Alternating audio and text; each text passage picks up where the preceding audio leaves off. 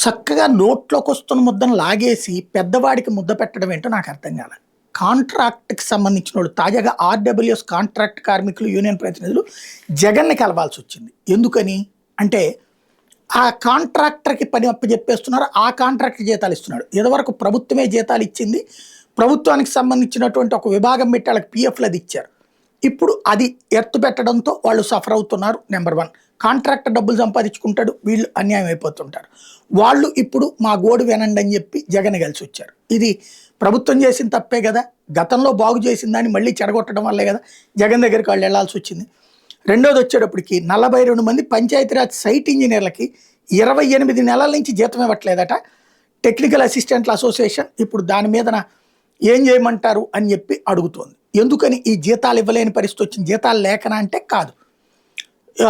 విచిత్రమైన పరిస్థితి ఏంటయ్యా అంటే మా కార్యకర్తలు చెప్పారు మీరందరూ మా పార్టీకి వ్యతిరేకం. పార్టీకి వ్యతిరేకానికి, ప్రభుత్వానికి వ్యతిరేకానికి తేడా లేదా?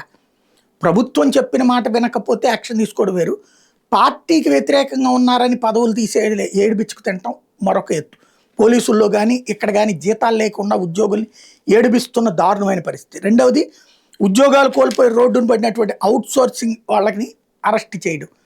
అరే వాళ్ళు ఏం తప్పు చేశారు? ఇంతకాలం గిరిజన పాఠశాలలో, గిరిజన కళాశాలలో పాఠాలు చెప్పినటువంటి వాళ్ళు అకస్మాత్తుగా ఉద్యోగాలు తీసి పడేసినటువంటి దౌర్భాగ్యకరమైనటువంటి సిచ్యుయేషన్.